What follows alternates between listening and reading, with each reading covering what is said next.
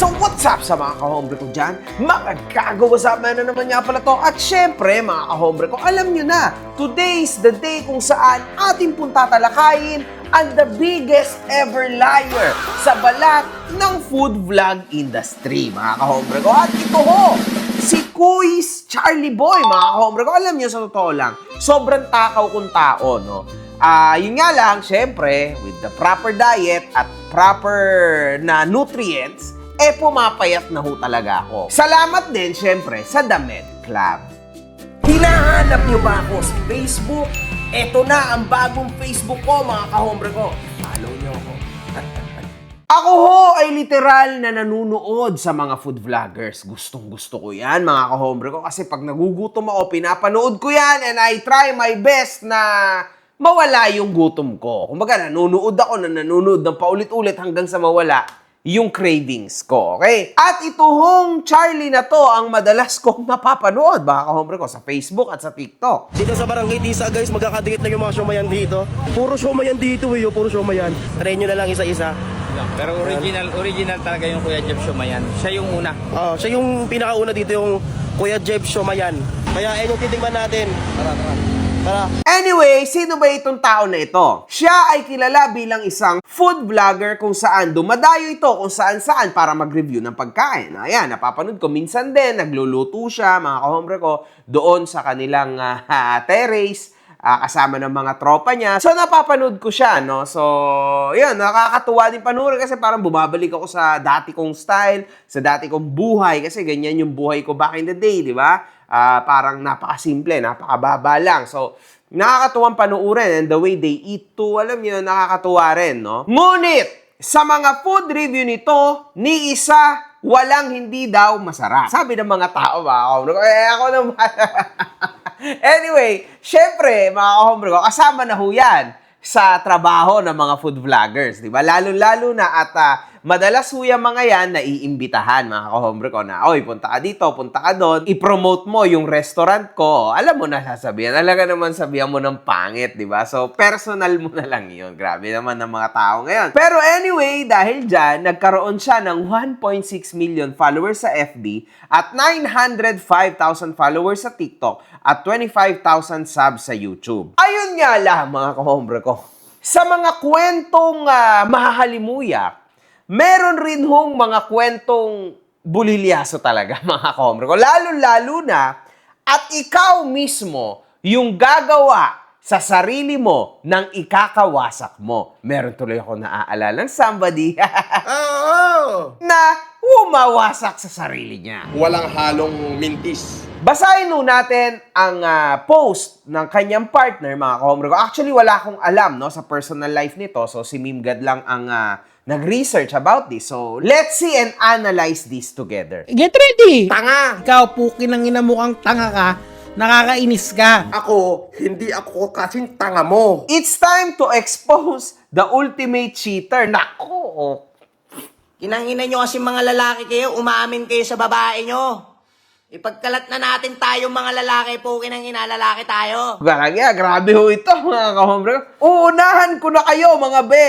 Yes, hindi ho ako maganda. Ay, grabe ka naman. Wag ka naman ganyan, ha? Para sa'yo, Jai Kalim, walang pangit na babae. At wala rin naman pangit na mga lalaki. Meron lang isa. Di okay. Di wow. Huwag mo sabihin yan. Napaghahalatang pangit ka tuloy. Anyway, sa lahat ng pananakit mo, mentally, physically, uy, nananakit. Utang inan to. Aba, pangit yan, ah. Kung nandyan ako, bogbog sarado ka rin sa akin. Tiniis ko yon kasi nga ni, nagmahal si bakla. Hindi ko malilimutan kung paano mo ko sinakal hanggang sa unti-unti na ako mawalan ng malay. Pero may awa ka pang demonyo ka, binitawan mo pa ako, punyeta ka. Napakakati mo sa mga babae, lalo na sa mga single mom dyan. Sobra! Layuan nyo tong tao na ito. May putok na nga, amoy paapa, lakas pa manglait ng tao. Keso, mga single mom, madali lang madali kasi kaya niya kayong utuin. After mauto, iiyutin, sabay, bye-bye na. Ganon. Putik. Matibay. Alam mo, Charlie, nanunood ako sa'yo, pero pag mga single mom, galit ako dyan. Kasi alam nyo naman, mga kahombre ko, na Yan ang napakatinding advocacy ko sa social media platforms ko. Ang mahalin at respetuhin lalong-lalo na ang mga single mom kasama ng mga OFW. Kasi yan ho yung mga tao na very vulnerable, na dumadaan o dumaan sa napakadilim na nadaanan, maybe pwede rin na dahil sa pagkakamali nila. Pero ang ending, mga kahombre ko, bilib na bilib ako kasi sa huli, nagagawa pa rin nilang gampanan ang pagiging ama at ina nila sa iisang aksyon lang o sa iisang katawan lang.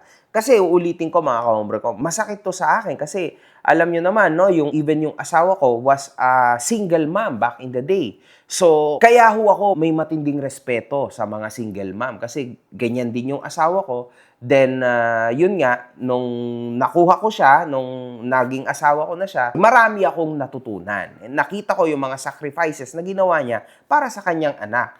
At hindi ho yun madali, mga kahombre ko. Kaya sa mga kupal na lalaki dyan na ganitong mag-isip, magbago-bago kayo. Lalo na kung social media influencer kayo kasi talagang babasagin ko kayo every single time. Kasi of all people, ako yung pinaka nakakaintindi ng totoo sa mga single mom.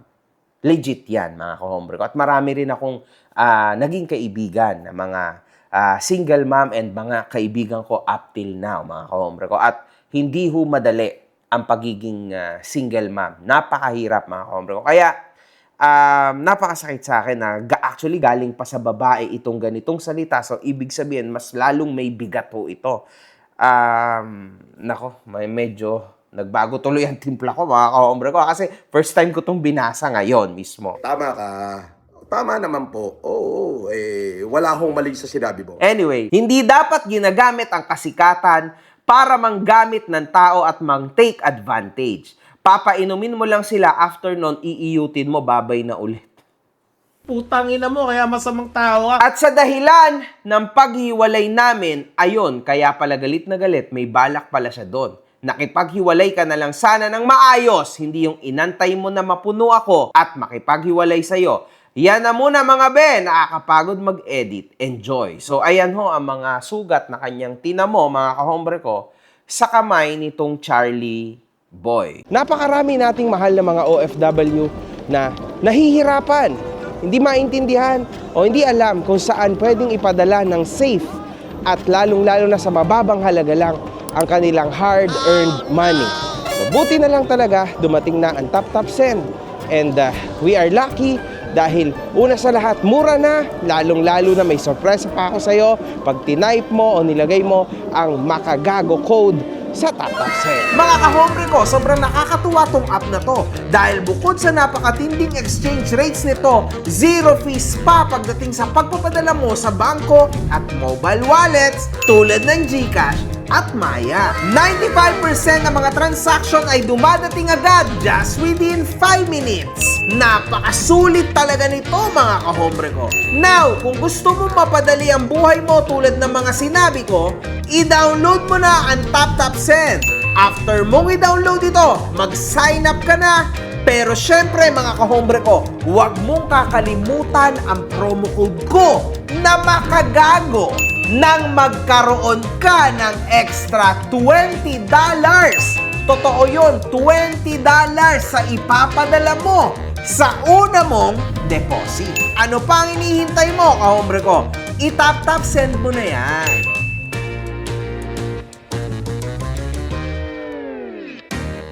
Ayan, so nakikita natin na madalas pala na paglaruan ng hinayupak na ito ang mga feelings ng mga single mom. Paduduguin ko yung uso mo. So, dapat pala sa tao na ito, kinakancel. Hindi pala dapat ito sinusuportahan o pinapanood. Wala na to.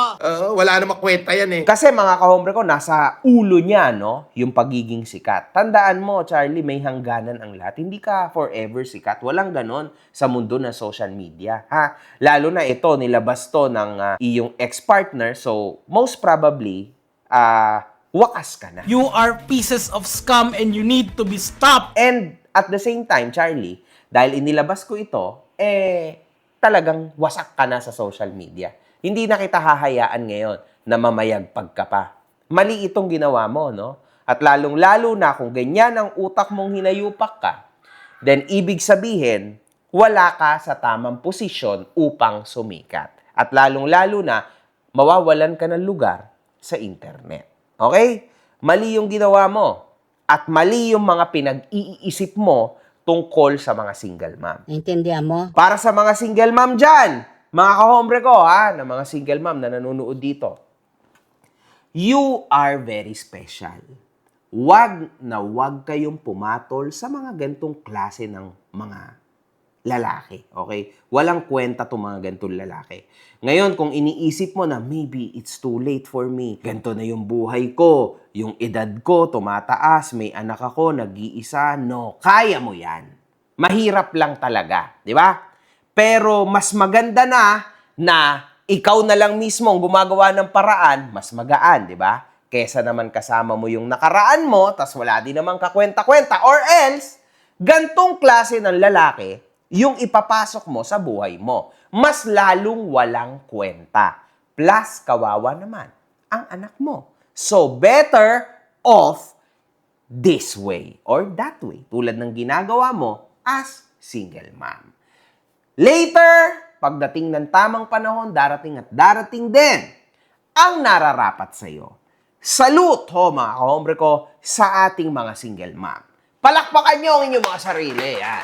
Tama naman po. Oo, wala akong mali sa sinabi mo. Ito mga gantong lalaki, ha? Tadyakan nyo to at bastos-bastusin. Ganun lang yun. Oo. Anyway, let's move forward. Ito ho yung mga pinaglalabas ng kanyang partner, mga kahombre ko. So, ito ho yung screenshots, no? Lumayas ka na, PI mo. Tangina, ginaganito mo ako ngayon. Ikaw ang gumaganto sa akin, PI mo. Hindi mo iniisip lahat ng ginagawa ko kahit pagod na ako. PI mo, mamatoy. Naku po. Lahat sa'yo, issue. Lumayas ka na, pabigat ka sa buhay ko. Mag-e-edit ako ngayon. Hindi na. Sinira mo utak ko ngayon. Tangina, pwede mo kong bla bla bla. So, ito din yung pinost niya, mga kahombre ko, makikita nyo. Good Vibes 2.0. Tapos nakasulat dito sa baba. Eto, single mom, 4 anak, pinatos. Paano ba naman kasi nagpapadala kayo sa mga chika niyang kasing baho ng putok niya? Okay, grabe na to. Actually, mukhang mabaho nga talaga itong hinayupak na ito. Pero how can you judge these people, man? I don't know. Pero nakakapikon lang kasi talaga, alam niyo yun. Anyway, Isa kang malaking tukmol. nakita mo naman ata sa account niya na nag-chat ako. Saan kanya dinala? Babae sa babae lang, te. May jowa si Charlie? Hindi ko alam, sorry. Ayan o, tanginang yan, umuwi dito, may kagat. Wala na, kantutan na. Pukin ng ina. Ay, nako po, Diyos ko Lord. Anyway, saan ka dinala ni Charlie? Replyan mo ko. Kinagat mo pa sa mukha kasi si Cha. Saan kayo nag-check-in, te? Bakit? Anong problema? Saan po kayo nag-check-in? Tinatanong ko. Sino ka ba? Bakit mo ako tinatanong ng ganyan? Girlfriend ako ni Charlie, te, kaya tinatanong kita. Nakita mo naman ata sa account niya na nag-chat ako. Saan kanya dinala? Babae sa babae lang, te. O, yan. Ganyan talaga, mga pokpok. Pukin ng ina nyo. O, eto pa. Mukhang malupit to, mga kahombre ko. Bago rin kay Chokoy, first time ko lang din kasi nakita. Kamusta performance? Goods na goods. Hindi maarte with love, eh.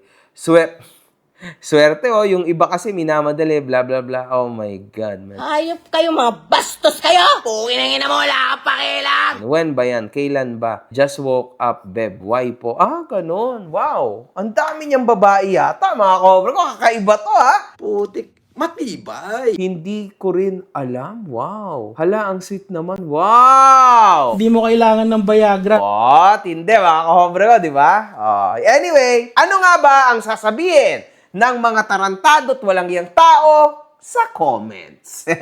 Get ready! Paduduguin ko yung uso mo. Why me? Nag-cheat pa yung tolongges na buduhin na yan. Kaya nga, nagtataka rin ako. Ay, paano? Hindi ko alam. Wala na ang itsura, makapal pa mukha. Sending hugs, ate. Pakulong mo para sa BJNP na yan mag-vlog. Tangina, hindi deserve ng sino mang babae masaktan physically at mentally. Stay strong, Beb. You don't deserve this. God will heal you. Idol ko pa naman itong mokong na to kasi sabi ko, layo na nang narating niya at ang dami niya ng blessing na natatanggap. Well, hindi naman natutulog ang karma. Yun nga, mga kahombre ko, no? So, para sa akin, this guy must be canceled. Kasi una sa lahat, pinaglaruan niya ang feelings. Well, sinasaktan din physically, mentally, itong Jaika, which is ito yung partner niya, mga kahombre ko. So, hindi ho to maganda. Kung ako sa'yo, Jaika, instead na magpo-post ka na ganito, I would rather go and file a case against this guy. Kasi eto, mga kahombre ko, yung pasok na pasok sa tinatawag na vowsy. At matindi yun, mga kahombre ko, yung vowsy. Oh my God, may kulong talaga ho yun, ha? Matagal na panahon, mga kahombre ko. Kasi ang vowsy ho ay pumapasok o umeepekto lang sa mga magpartner o naging magpartner. Pero pag wala kayo relasyon, wala yun. Pero matindi yun, mga kahombre ko. Once na nabigay mo ng ayos yung mga pruweba mo, matindi ho yan, mabigat na kaso yan, mga kahombre ko. So, oh my God, crazy ho ito. And anyway, para sa mga single mom, darating at darating din yung natatama sa inyo. Ngayon, wala nang dumating para sa inyo. Kunwari lang, di ba? Walang problema doon. Kasi nandyan naman ang anak mo o mga anak mo upang magmahal sa'yo infinitely. For sure yan. At lalong-lalo kanilang mamahalin once na naparamdam at napakita mo sa kanila na talagang nag-focus ka sa kanila 1,000% at hindi mo na hinati yung oras mo pa para sa ibang mamahalin mo. Yan ang totoo, mga kahombre ko. Okay? One love, good fucking vibes.